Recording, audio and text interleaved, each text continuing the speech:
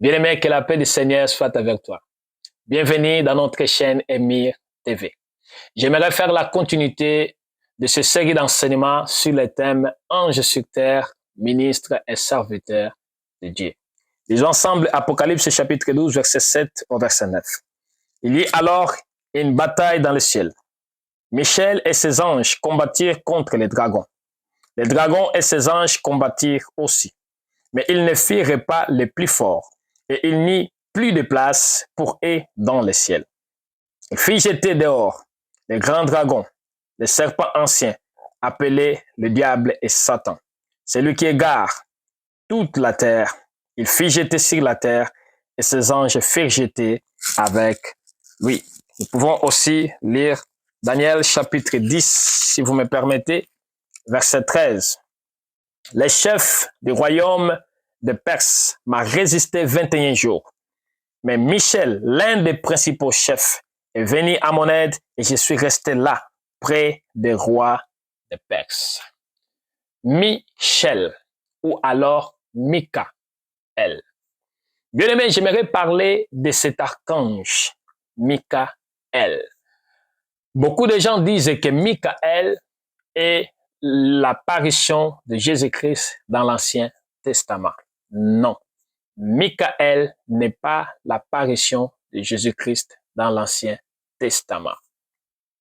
Nous devons faire beaucoup d'attention. Il n'est pas Michaël. Il n'est pas Gabriel.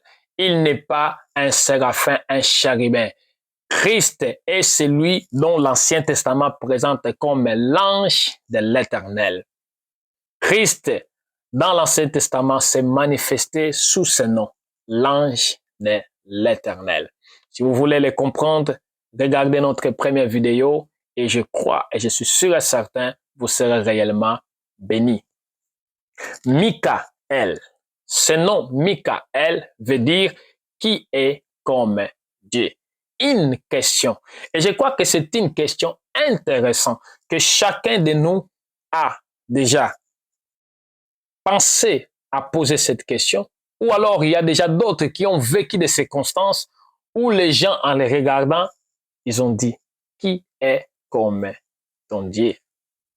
Michaël.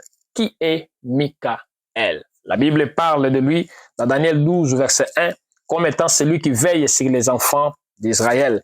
À cette époque-là se dressera Michel, le grand chef, celui qui veille sur les enfants de ton peuple. Dans Daniel chapitre 10, verset 21, il est écrit ceci. Personne ne me soutient contre cela, excepté Michel, votre chef. Il est présenté comme étant celui qui veille sur le peuple d'Israël. Dans Apocalypse chapitre 12, verset 7 à 9 que nous venons de lire, c'est lui qui combat les diables et ses anges et les renvoie sur terre. Oui, Michaël. Son nom, Michaël. Cette question,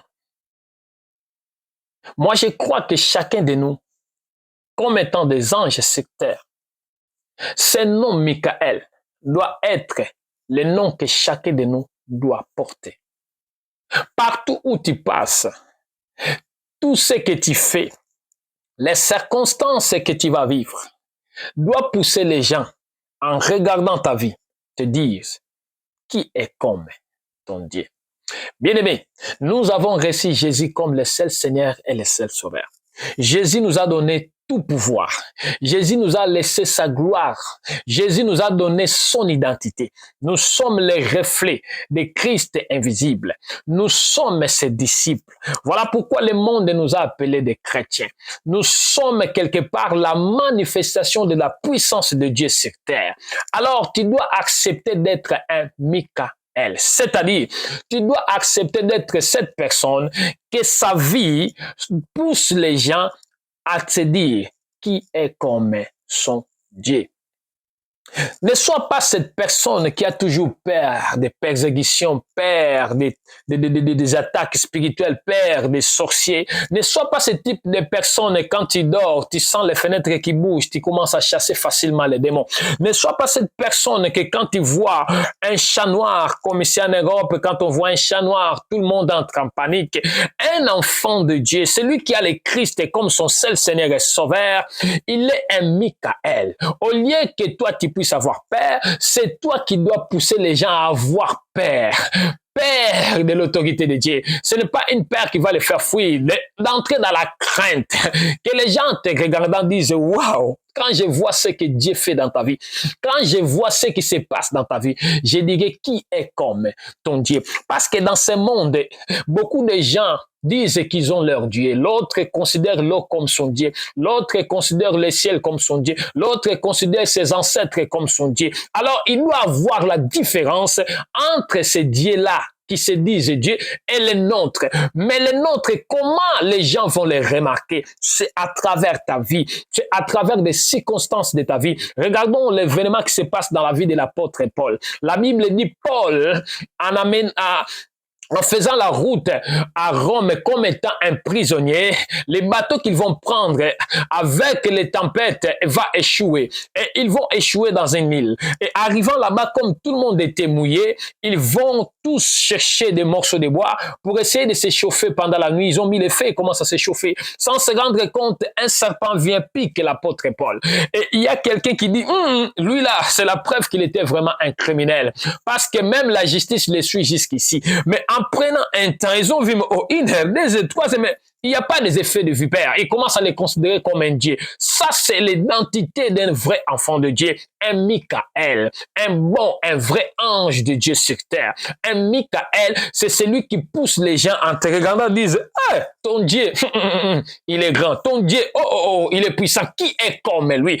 Qui est comme ton Dieu? Regardez l'histoire des amis de Daniel, Shadrach, Meshach et Abednego, ils sont jetés dans la fournaise de feu. Là-bas, ils sont jetés. Pourquoi? Parce qu'ils ont désobéi à l'ordre des rois d'adorer son statue. Les rois disent, je vais vous tuer pour prouver que c'est moi qui commande, c'est moi les rois. Mais eux, ils ont dit quelque chose qui est tellement intéressant. Ils ont dit, oh roi, nous allons pas adorer ton statue. Et même si tu nous tues, c'est pas grave, notre Dieu va venir, ou tu essayes de nous tuer, pardon, notre Dieu va venir intervenir. Et même s'il n'intervient pas, nous garderons notre foi.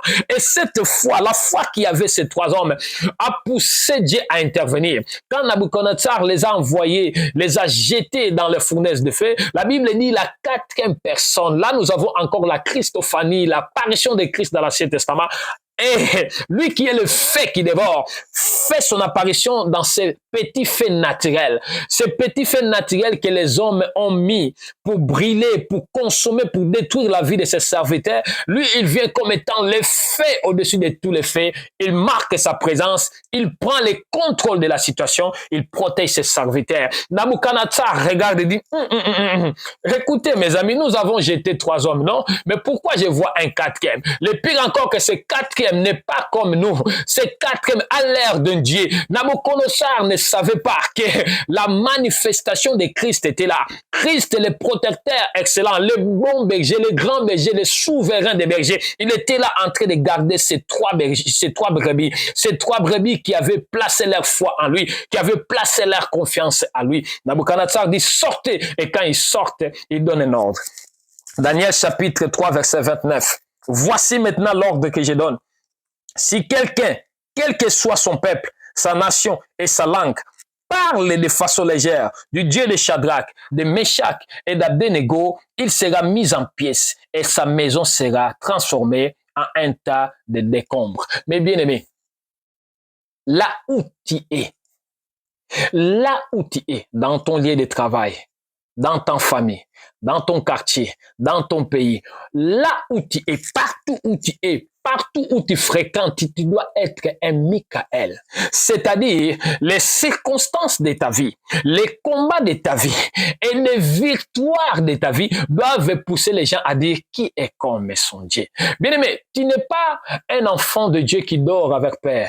Quand tu vois un souris, tu as peur. Tu vois un chat, tu as peur. Je ne sais pas quoi, tu as peur. Non, tu ne peux pas être celui-là quand tu attends lui, il est sorcier, tu commences à avoir peur. Non, non, non, non, non, non, non, non, non. Tu es un Michael. C'est toi qui dois faire peur aux démons. C'est toi qui dois faire peur au monde des ténèbres. Christ, il a dit, les portes de séjour des morts ne préviendront pas contre son église. Tu es un Michael. Tu es un grand soldat de Christ. Tu es celui qui, quand tu avances pas pour vaincre, tu avances déjà comme un victorieux et pour des nouvelles victoires. Car Christ nous a donné la victoire sur la croix. Mon frère, ma sœur, apprends à être un Michael.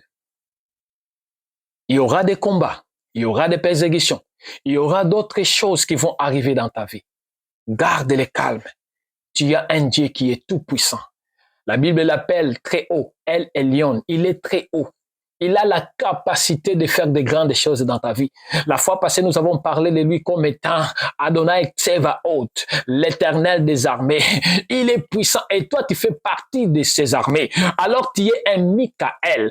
Avance avec cette autorité de Michael. Sache-le que quand tu avances, les démons fuient. Quand tu avances, ceux qui se disent des lions vont s'éparpiller parce que le fils de lion de la tribu de Juda est là. Tu portes en toi la présence, la manifestation, la puissance, l'autorité de celui qui est le début et la fin de toutes choses, Alpha et l'Oméga. J'aimerais prier pour toi, toi qui as toujours peur, toi qui te mets toujours dans l'incertitude, toi qui ne crois pas que tu peux être quelqu'un de puissant dans ce monde, même dans le monde spirituel. J'aimerais prier pour toi, pour que tu apprennes à devenir un Michael. Un homme et une femme qui marquent la présence et que les ténèbres s'éloignent. J'aimerais prier pour toi, que tu apprends à être un Michael. Quelqu'un que sa vie va commencer à pousser les gens à dire qui est comme son Dieu. Tendre Père, j'ai pris pour mon frère, ma sœur. J'ai pris que tu enlèves l'esprit de crainte, cet esprit de peur. Car ta parole dit, tu nous as pas donné un esprit de peur, mais un esprit de force et d'amour. Père, je te prie dans le nom de Jésus-Christ. Change le cœur de mon frère, de ma sœur. Apprends-lui à être un Michael, un ange sur terre, un ministre, un serviteur qui rend gloire à ton nom et qui fait preuve de ton autorité, de ta puissance, de ta majesté au milieu des hommes.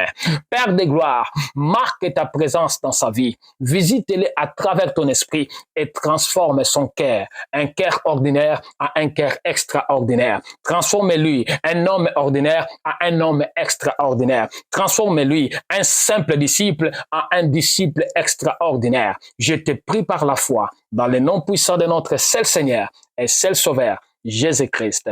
Amen. Que Dieu vous garde et à très bientôt.